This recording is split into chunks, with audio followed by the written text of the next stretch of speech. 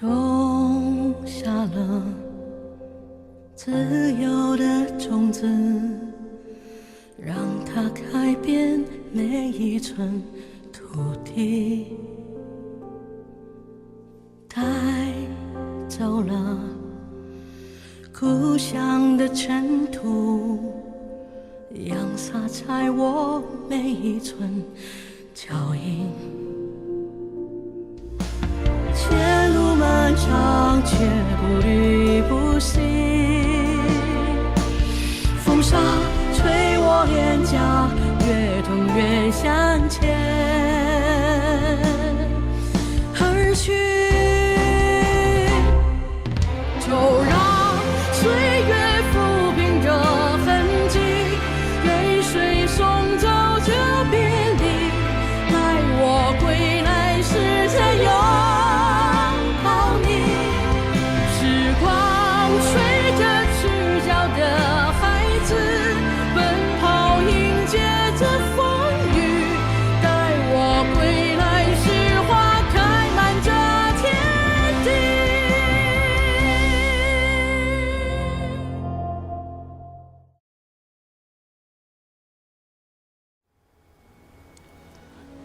叫随他娘走的早，我要不为这个闺女，我死的心都有啊！爸，你说甚呢？你不要急，欠下的债，咱一点点还。寡女子，咱屋的家境拿啥还呀？啊！听大的话，委屈你自己，就因了张大婶说的人家。现在只有老曹家能拿出这些彩礼钱。爸，你这是嫁过去还是卖过去呢？那个曹老六游手好闲的，我就是一辈子不嫁人，也绝不答应。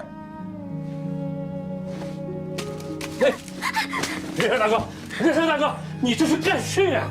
哎，任山大哥，你别着急，你听我说，我认识咱们关中分区的领导习书记，之前张家这个事儿，我去跟他说说，我去跟他反映反映，行不？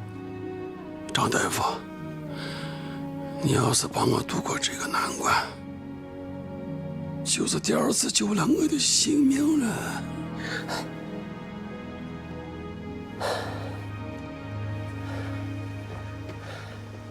小崔，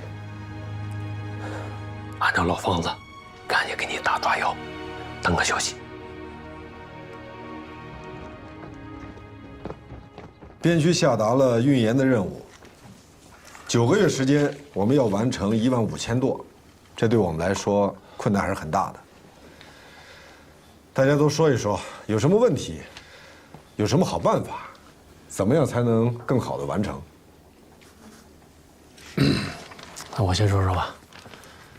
现在主要的问题和困难就是，正好碰到种冬麦的季节，这人手、牲口都不够用，而且这沿途还得建很多落马店，这资金也是问题啊。现在群众的主要精力啊，都在开荒种地上，让他们去贩盐，这工作不好做，他们一下也转不过来。年初啊，这边区银行要求各区禁止法币的流通，如果都以边币兑换，肯定会对咱们运盐任务产生很大影响。这个边币政策也是中央定的，这个凡事啊，它都需要个时间，需要个过程嘛，是吧？关键问题就在这儿，过程就需要时间，可咱们呢，现在是时间紧，任务重啊。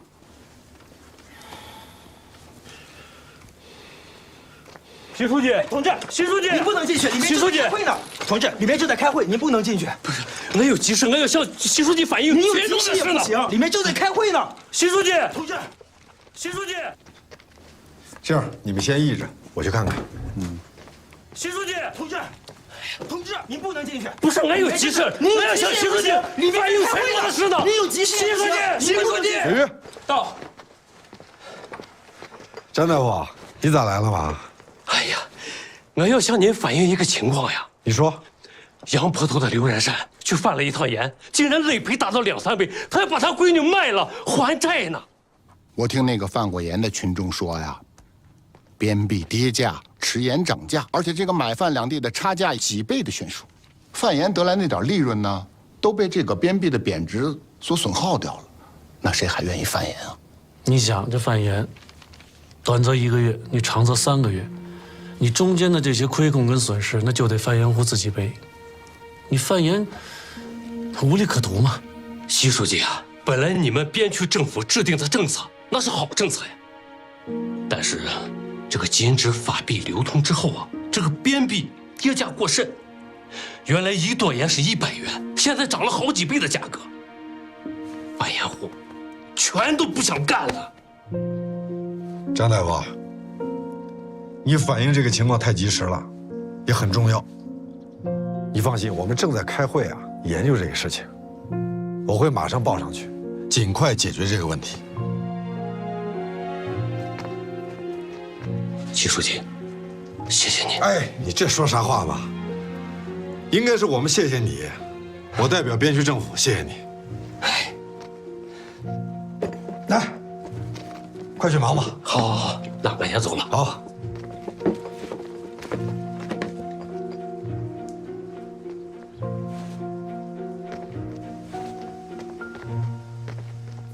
仲勋啊，今天我特意把新上任的财政厅厅长霍维德同志请来了，你有什么问题，一会儿说说。林老啊，跟霍厅长在关中就是老搭档、老朋友了。哦，所以维德老兄，我也不怕说错话，我今天就是来给你提意见的。哦，坐坐坐。哎呀，那好啊。我这个财政厅的工作呀，目前是千头万绪。还存在着有很多有待于解决的问题，多提宝贵意见。仲勋啊，你就不要客气，开门见山。好，林老啊，我是完全支持边币替代法币在边区流通的，但我认为这需要一个过渡期。如果完全把法币一刀切，这不符合实际情况。比如说像棉花、布匹这些必需品，如果说想进入边区，那就得必须使用法币来交易。还有这个组织应援的工作。虽然我们已经努力的在尝试变工互助的方式，可是如果不解决法币和边币的问题，很多工作还是很难推进的。边币的问题是大事啊，关系到边区政府的生死存亡。更关系到边区群众的民生与信誉。仲勋同志啊，你提的问题很重要，我们必须尽快拿出解决方案，上报中央。林老，这是我们写的关于边区经济现状和具体问题分析的报告。哦，您多批评。这个问题发现的及时。解决的也很及时啊，没有调查就没有发言权。在边币使用的这个问题上，关中分区的做法很值得总结呀。要提醒我们的同志啊，制定政策要站在群众利益的角度上。是啊，仲勋同志很重视维护群众的利益。最近他们正在积极推动变工互助的办法，我们已经派工作组了解情况去了。如果是切实可行之法，可以有效地提高群众反盐的积极性，解决贩盐难的病根子。变工互助，很有新意啊。关键是要看群众支不支持啊。是啊。习书记，习书记，习书记，习北京回信了。坐。哎。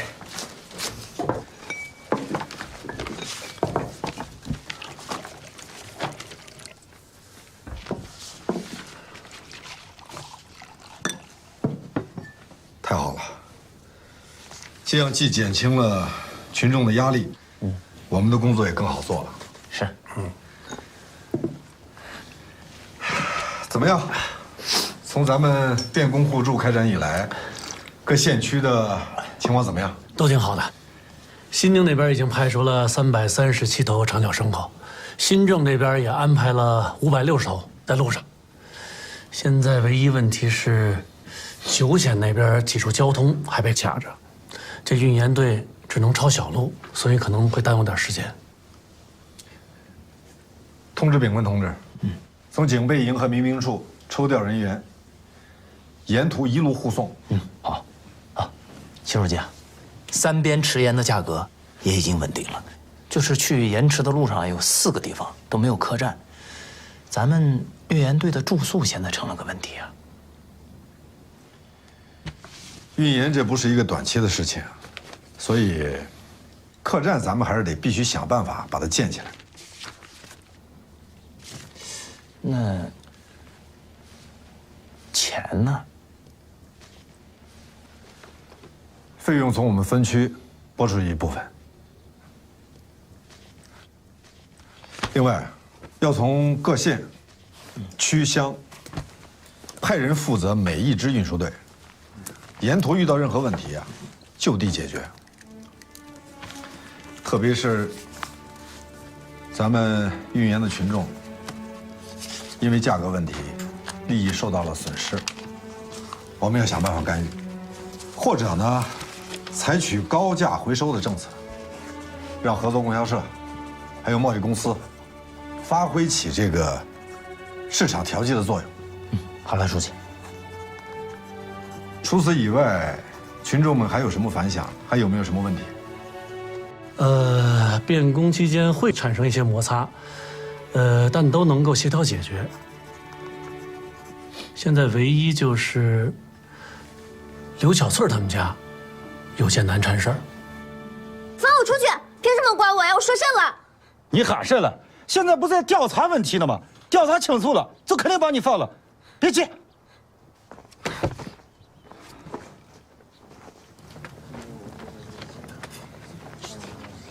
你看看，都围在这里，闹得这沸沸扬扬的。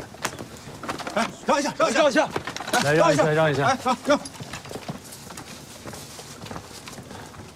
李县长，哟，这人还关着呢。习书记啊，咋回事嘛？啊，是这么回事。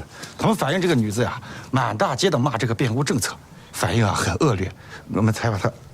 那也不能因为说了几句对变工政策有意见的话，就把人关起来，赶紧放了。啊什么嘛？习书记来就是来解决问题的，你先放了人再说。放！哎，钥匙。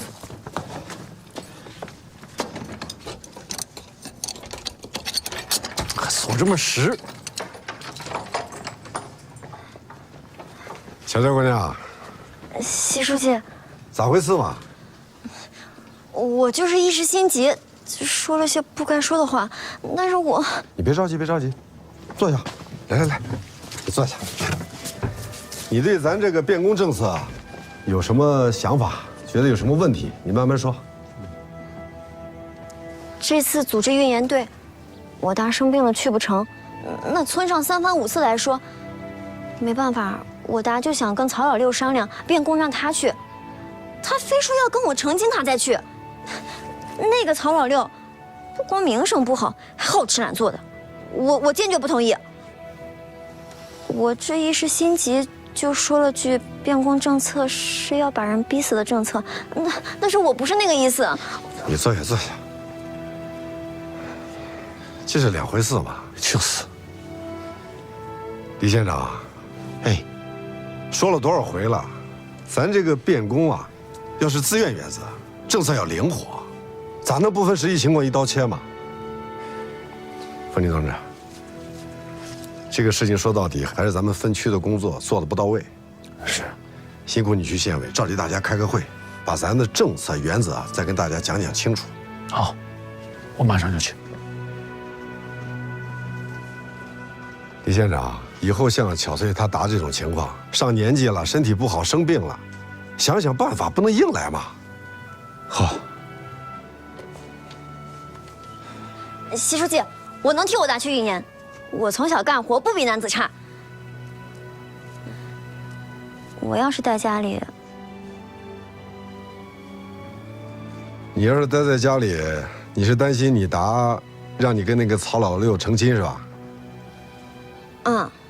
那这样，你带我到你家看看去。走。哎，有多远？不远，一会儿就到了，就在前头。这边，这里，快到了。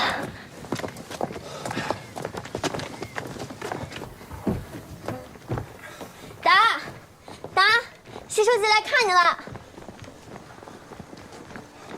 习书记，刘叔，哎，你躺着。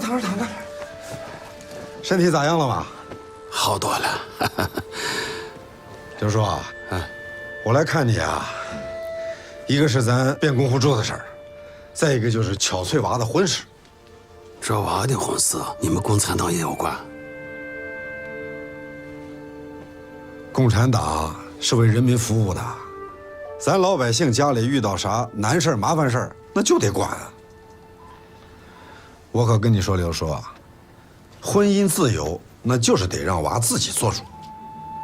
父母不行包办，再说你包办那也不算数，这可是原则性问题啊。你老可不能犯糊涂啊！那曹老六的家境比我好，我有困难，这不就是变工互助吗？达，曹老六又懒又馋的，还是个酒腻子，和你变工互助，红鬼呢？你这是干甚了啊？习书记啊，为了巧翠的事情，大老远跑来就是解决问题的嘛。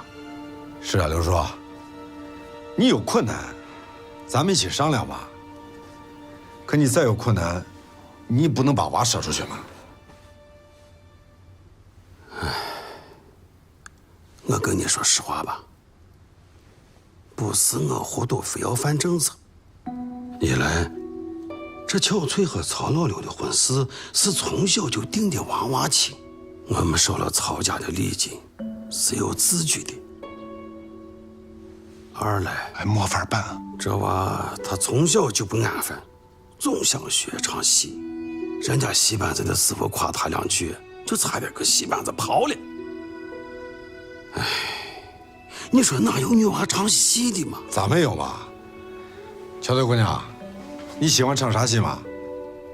我喜欢唱秦腔，我能唱30多段呢。我最喜欢的就是3滴血。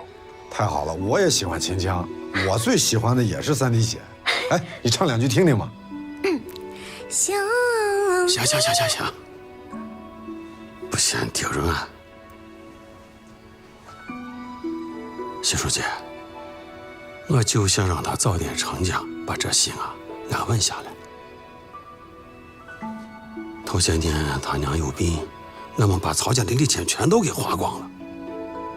这回你说我要悔婚，我拿啥还人家曹家的礼钱？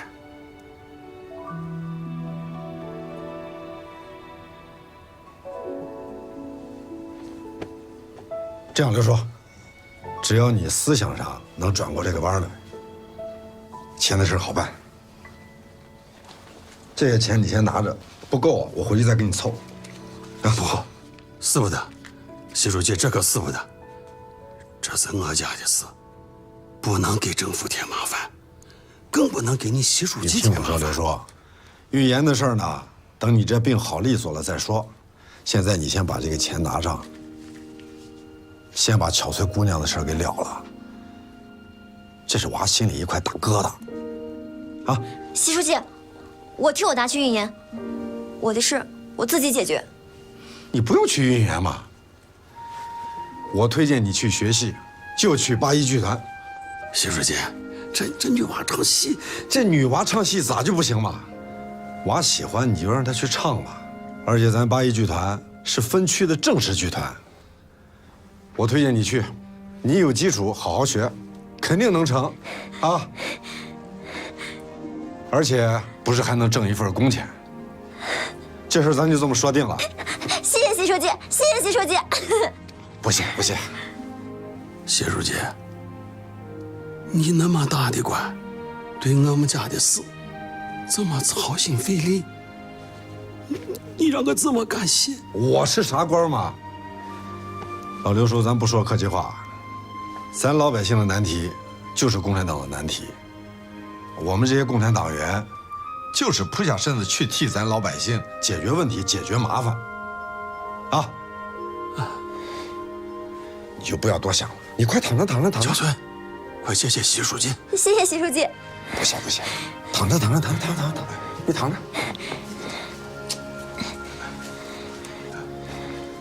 这事儿咱就这么说定了，啊，行，好，好，走了，刘叔，好，慢走，习书记。好好好，谢谢，谢谢啊！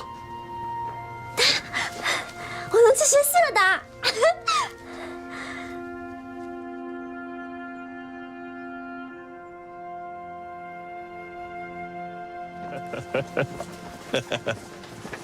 为了提高劳动效率，关中分区发挥组织优势。他们想出了打工组、变工队、扎工队、义务耕田队、青牛会、糖匠班子等各种劳动互助组织，把余留的劳动力都动员起来，分级领导，保证了农村的开荒和生产。这样一来，运盐队就毫无后顾之忧了。你看，统计出来了，开垦荒地8100亩。今年的运盐任务啊，也基本完成了。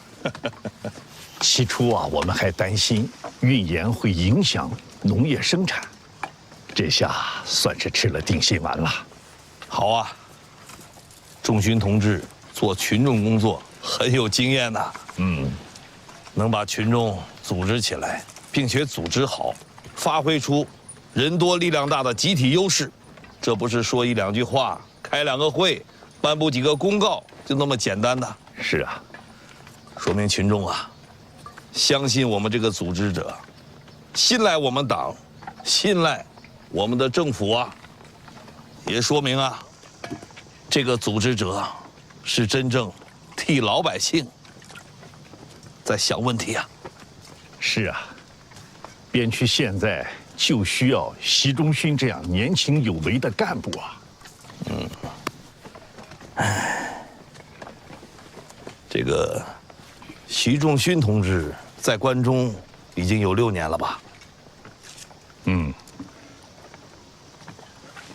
我看可以给他挪挪窝。好啊，好啊。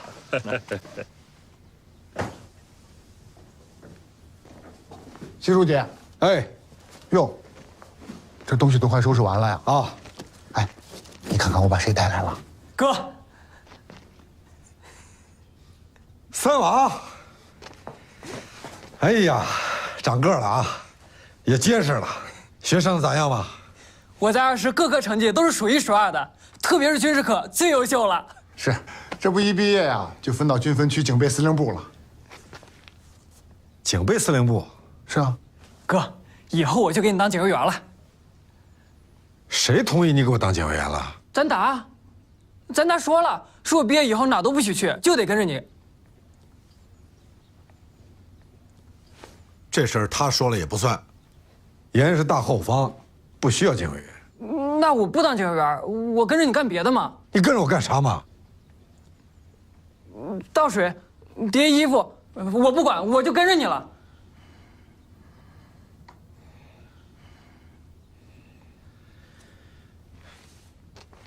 军事成绩最优秀是吧？立正，向后转，出去。习书记啊，你觉得他跟着你，也能锻炼锻炼吗？仲良同志，我干他一家，可是革命之家。他大哥、他二哥都牺牲了，现在就剩这一个孩子。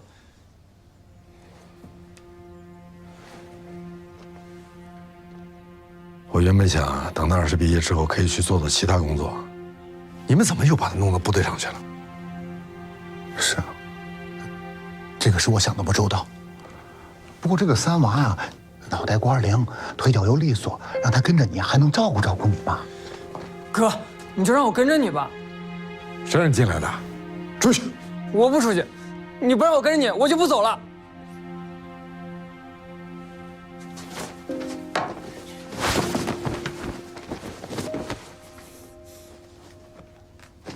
你给我拿过来。不给。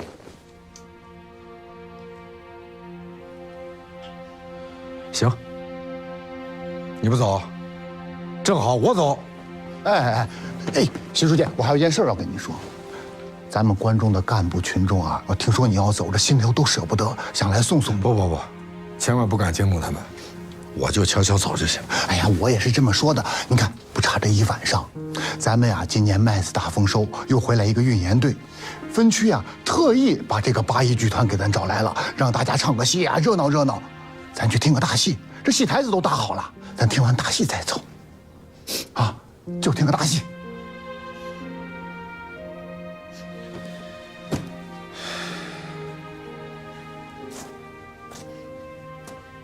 多大了还哭鼻子啊？没哭。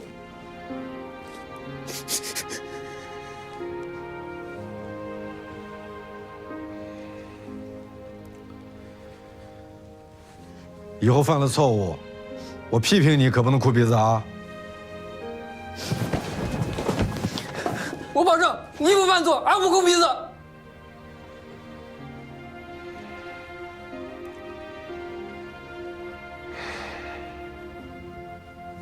走吧，走，先去看戏。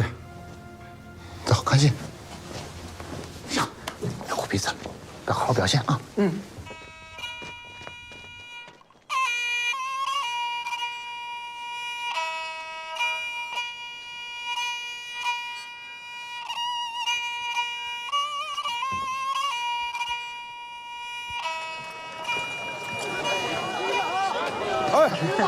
你们好，你们好，局长，哎，老杨叔好，哎，你好，你好，你好，哎，你们好，你们好，好，快，看戏啊！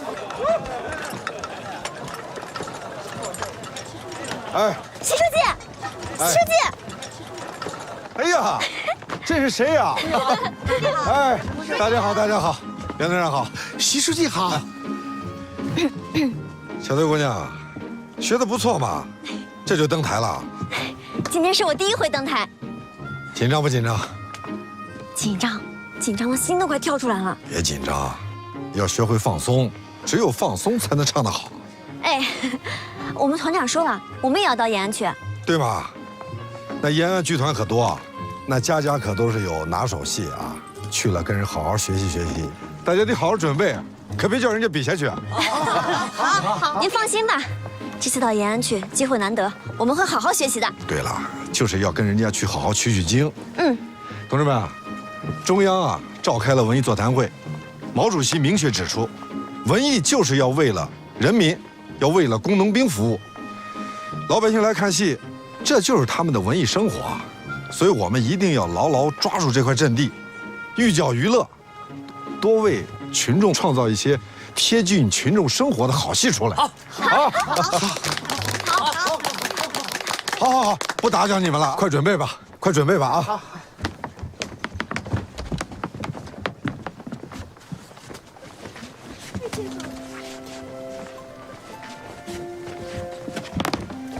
同志，这是你的吗？啊，谢谢你，同志。我刚才听我哥说你叫巧翠，我叫李三娃，是习书记的警卫员。啊，你们一会儿要唱什么戏啊？我们新排的叫《血泪愁》。行，一会儿在台下给你加油。谢谢你啊。好好演。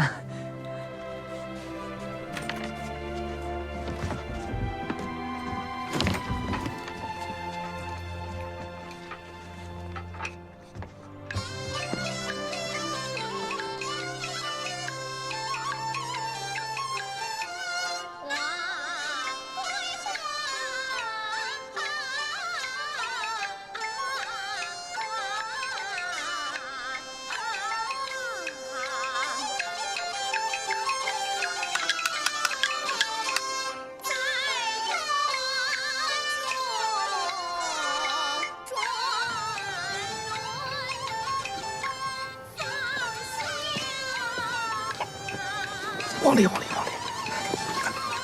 哎。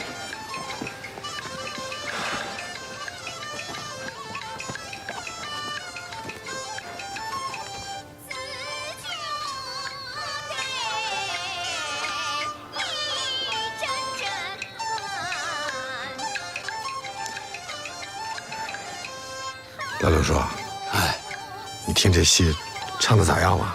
好，唱的真好，唱的好。那没看出来这唱戏的是谁？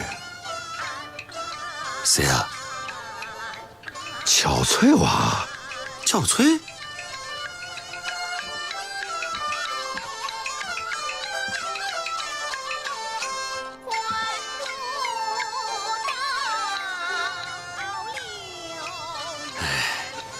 刚才还真没看出来。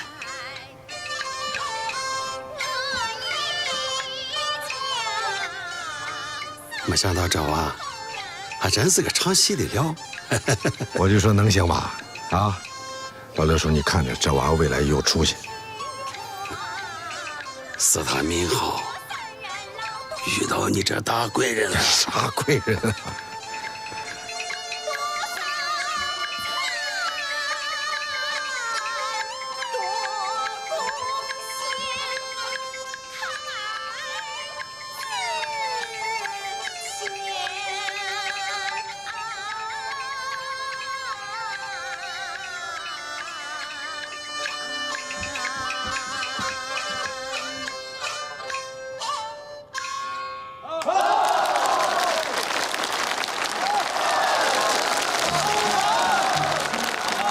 好啊，唱得好！再来一个啊！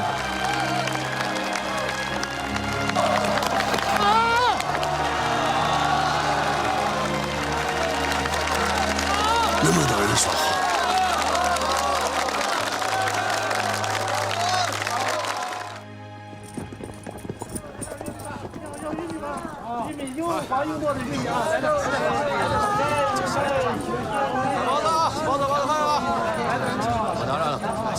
包子啊！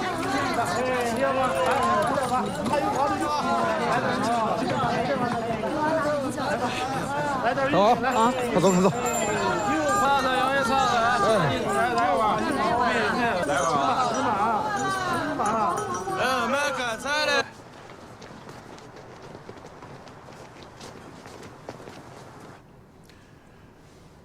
同志们，西北局高干会议已经开了8天了。关于党中央到达陕北之前历史遗留问题，大家讨论得很激烈。还有的同志主动要求要在会议上继续发言，明辨是非，统一思想，这很好。下面请习仲勋同志发言。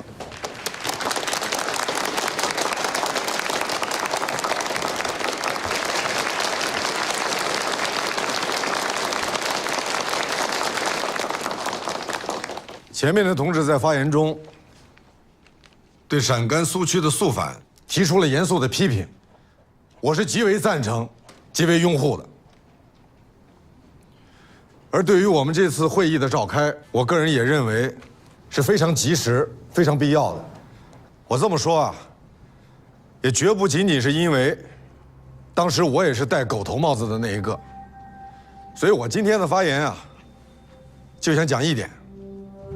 关于我们党内许多历史上的思想斗争问题，这也绝不是一个肃反问题就能讲清楚的，这完全是2条路线，一个长期的、很剧烈的斗争。我们党从建党到今天，走了很多弯路，也经历了很多挫折，应该说教训是极其深刻的。而我们的党史也证明，我们党这么多年的建设，我们党的事业，一旦受到左倾思想及其执行者干扰的时候，就会遭受损失，甚至是全军覆没。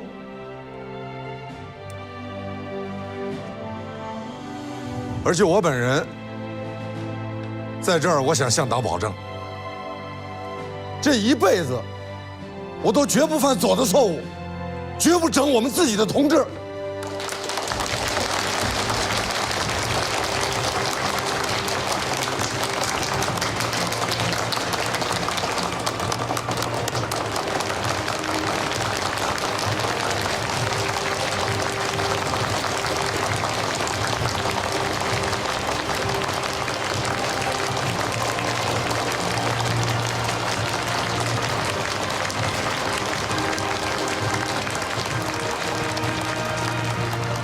1942年12月12日，中共中央正式作出关于1935年陕北包括陕甘边和陕北肃反问题重新审查的决定。决定指出，1935年9、10月在陕北肃反是错误的，这种肃反给革命造成了极大的罪恶。委托西北局负责向被冤屈的同志解释，并审查恢复在肃反中死难同志的党籍，且妥善慰问和安置其亲属。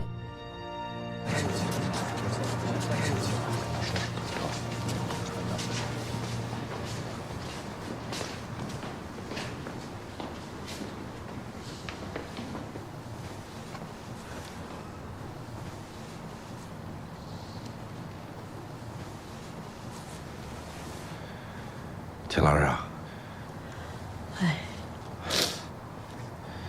你没事吧？这次大会给序列和在肃反中受了委屈的同志们平了反，我心里头高兴。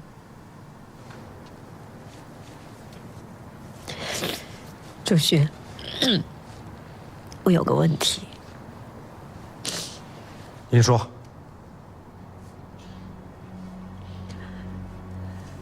这次肃反太残酷了，想起来让人后怕。你说，以后还会再出现这样的情况吗？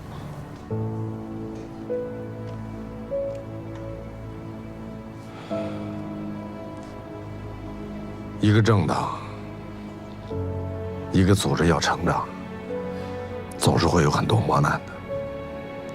但我觉得，只要我们坚持共产党人的求实精神，坚持正确的路线立场，不管出现什么样的问题，总能解决的。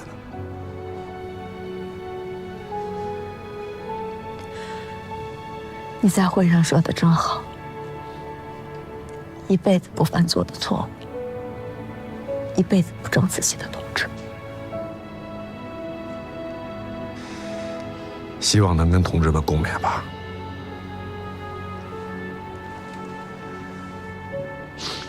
钱老师啊，我看您最近瘦了不少，工作上还有生活上都好吧？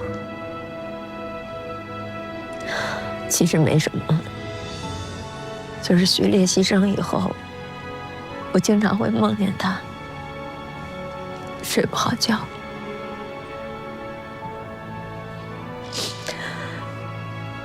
我心里头堵得慌，不过现在好了，天终于亮了，以后我就可以全心全意的好好工作了。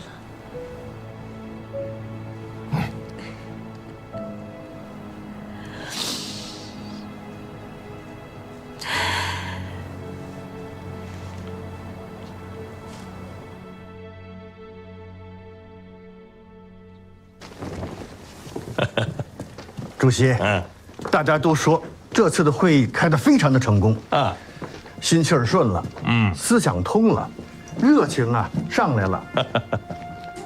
大会要进行最后的议程，奖励22位模范干部，请主席题词。好，好，历时啊，266位参会同志，历时88天，效果之大，影响之广，可载史册呀。是。主席，题词吧。好，题词。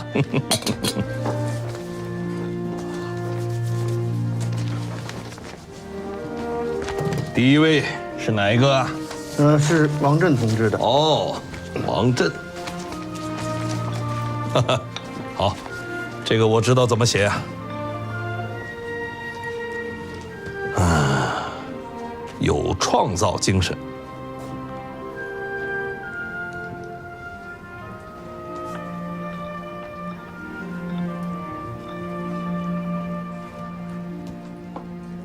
下一个，何为忠，切实朴素，大公无私。王世泰，忠实努力，不夸不骄。王维洲，忠心耿耿，为党为国。接下来呢？这是马希武的事迹材料。哦，这位哥老会的马大爷已经成了百姓心中的马青天了。他办案的故事啊，我是在边区群众报上读到过。我看，就写一个一刻也不离开群众。来，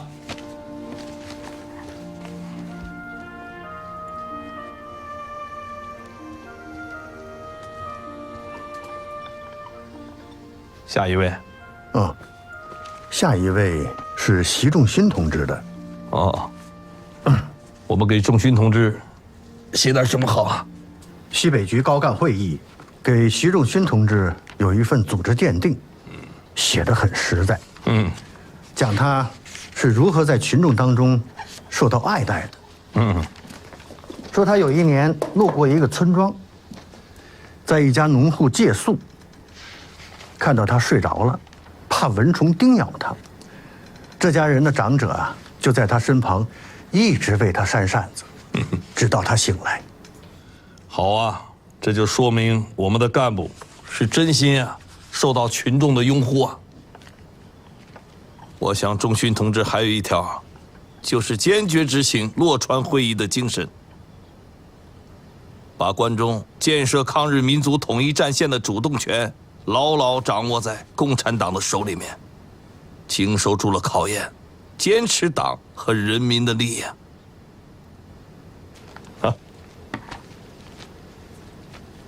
就写啊，党的利益在第一位。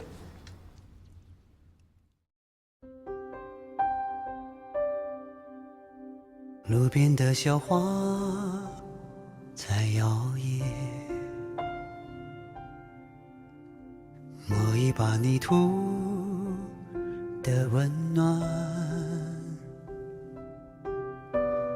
当清风拂过我的脸，我回望的时候看见你。冬日走进了山，雪花划破眉间，留不下脚印和你的同伴。荒漠扬起的沙，狂风刺进双眼，却从未迷失的你的视线。你一定是看见未来我的笑脸，所以你燃烧自己，升起了炊烟，守着我的家园，抚慰每片屋檐，把眷恋化成了期盼。今夜我们的梦一定可以重叠，就像日出与大地的相见。每当清风拂面，你一定能看见每一个回望的笑脸。每